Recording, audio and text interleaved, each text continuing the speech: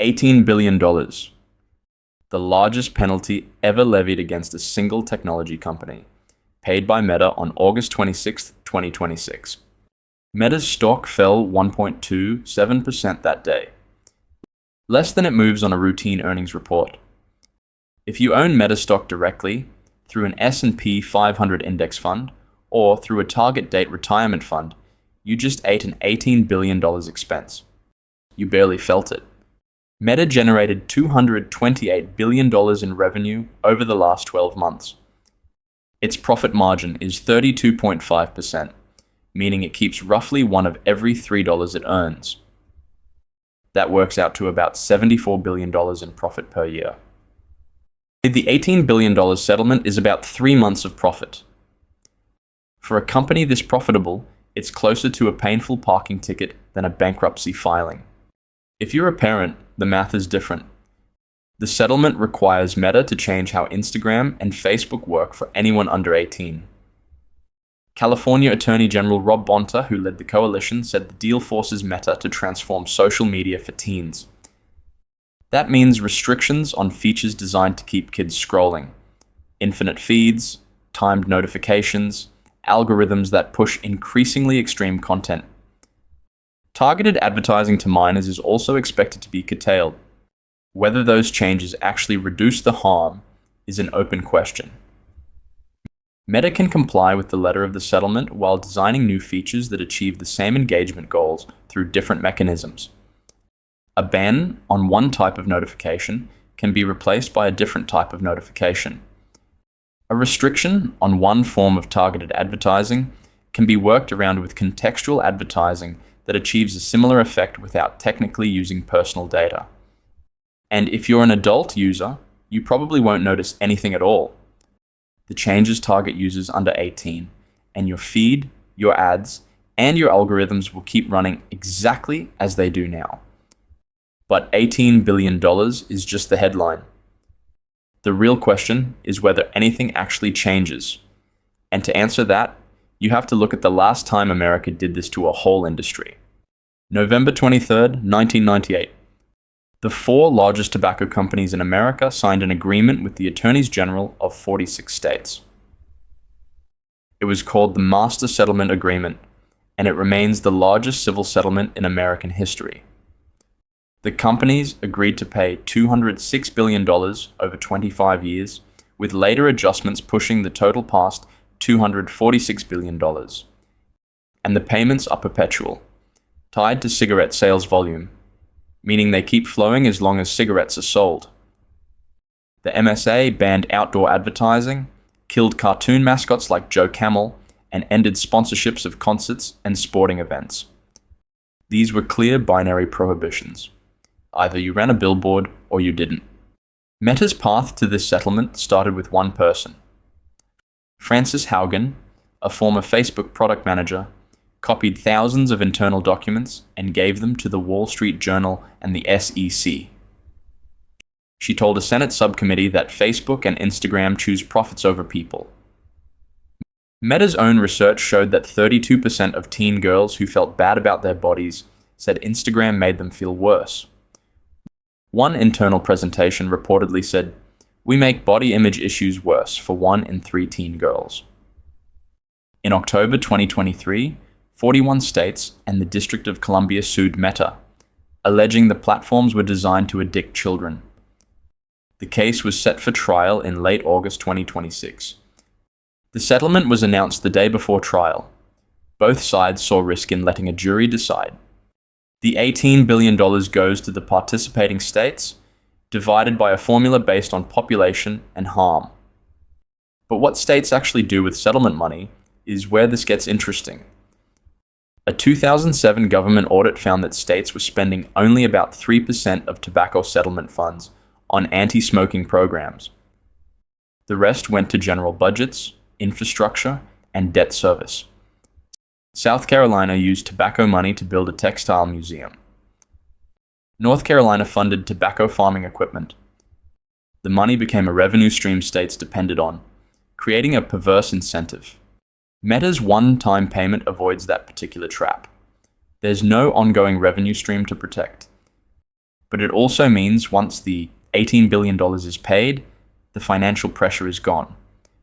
The only leverage left is the structural remedies and whoever enforces them. And if you're finding this useful, hit subscribe, because the enforcement question is exactly what we're about to dig into. The numbers tell a story the press release doesn't. Meta's trailing revenue is $228 billion. Its gross margin is 81.8%. It costs about 18 cents to produce each dollar of revenue. Its market cap is $1.45 trillion. The $18 billion settlement is 1.2% of that market cap. The stock fell 1.27% on the day. The market priced the settlement almost exactly at its dollar value. Meta generates more free cash flow than almost any company on Earth, has a debt-to-equity ratio of just 32%, and started paying a dividend in 2024. In historical context, $18 billion ranks among the largest corporate penalties in American history. The BP Deepwater Horizon settlement was $20.8 billion. The Bank of America mortgage settlement was $16.7 billion. The FTC's 2022 privacy order against Meta from the Cambridge Analytica scandal was $5 billion. Meta's teen safety settlement is more than 3 times that. It also exceeds the cumulative total of all EU antitrust fines against Google, which have reached about $8.3 billion since 2017, and the tobacco MSA, $246 billion and counting, dwarfing everything else. The tobacco comparison is tempting, and the structural similarities are real. Both settlements extracted money, imposed marketing restrictions, and created enforcement mechanisms. But the differences matter as much as the similarities. Tobacco's restrictions were binary. You either ran a billboard or you didn't. Meta's restrictions are on product design. What counts as an addictive notification? When does an algorithm cross from recommendation to manipulation? Meta's engineers will have enormous latitude to design around the rules while technically complying. And unlike tobacco, Meta's settlement doesn't appear to require public disclosure of internal documents. There's one area where Meta's settlement goes further than tobacco ever did. The tobacco MSA never required companies to make cigarettes less addictive. They couldn't market to kids, but the product itself stayed exactly the same. Meta's settlement requires changes to how the product actually works for minors. If enforced meaningfully, that's a deeper intervention than anything imposed on tobacco. The financial burden is also lighter. Meta is better positioned to absorb the cost without changing its behavior. The numbers say Meta can absorb this, but one state refused to take the deal. Florida Attorney General James Othmeyer told CNBC his state is not settling with Meta and is going to court. His bet is that a jury will award more than Florida's share of $18 billion, or impose stricter rules. If Florida wins big, other states may regret settling. If Florida loses, the settlement looks like the smart move. Either way, a trial forces Meta to defend its practices in open court, with internal documents becoming public. Beyond Florida, there's a larger financial risk Meta hasn't closed. Hundreds of individual lawsuits from families, school districts, and health organizations are still working through courts across the country. These cases allege that Instagram and Facebook cause specific harms: eating disorders, depression, anxiety, self-harm, and in some cases, suicide. If any of these produce a large plaintiff verdict, it creates a template for every future case. Meta's strategy will likely be to settle quietly, one by one, to avoid creating precedent. But some plaintiffs' attorneys will refuse to settle. Betting a jury sympathetic to a grieving family will award punitive damages that send a message. There's also the Kids Online Safety Act, debated in Congress for years, which could impose federal requirements that exceed the settlement's terms. The scenario that should worry Meta investors most is not the $18 billion. It's a cascade. Florida wins at trial, private plaintiffs win a headline verdict, COSA passes with teeth, and the EU imposes its own teen safety rules. In that scenario, Meta faces overlapping pressures that could force deeper changes than this settlement contemplates. The probability of that cascade is low but not negligible, and the market, pricing Meta at a 19.7 trailing PE, is not pricing in that tail risk. If you own Meta stock, don't sell because of this settlement. The company can absorb $18 billion without breaking stride, and the market already decided the penalty is manageable. Watch Florida's trial, private litigation verdicts, and any movement on COSA in Congress. If you're a parent, the settlement is a reason for cautious optimism, not celebration. Watch what actually changes on your kid's phone over the coming months. The tobacco settlement didn't end smoking. It didn't end the tobacco industry. It extracted money, changed some marketing, and contributed to a long-term decline in smoking driven as much by cultural shifts as by the legal deal. Meta's settlement will probably follow a similar arc. The $18 billion is the headline. The structural changes are the story. And the enforcement is what determines whether any of it matters. The real outcome won't be measured in dollars or legal filings. It'll be measured in whether the teenager in your life has a healthier relationship with the screen in their pocket.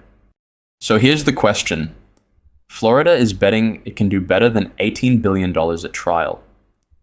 The other 40 states took the deal. Does Florida prove that $18 billion was too cheap, or does it lose and confirm the settlement was the smart move? Team settlement or team trial? Drop your call in the comments and subscribe for more breakdowns like this. There's one area where Meta's settlement goes further than tobacco ever did. The tobacco MSA never required companies to make cigarettes less addictive. They couldn't market to kids, but the product itself stayed exactly the same. Meta's settlement requires changes to how the product actually works for minors. If enforced meaningfully, that's a deeper intervention than anything imposed on tobacco. The financial burden is also lighter. Meta is better positioned to absorb the cost without changing its behavior.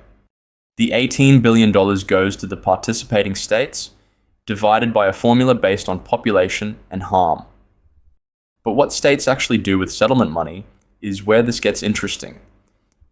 A 2007 government audit found that states were spending only about 3% of tobacco settlement funds on anti-smoking programs. The rest went to general budgets, infrastructure, and debt service. South Carolina used tobacco money to build a textile museum. North Carolina funded tobacco farming equipment. The money became a revenue stream states depended on, creating a perverse incentive.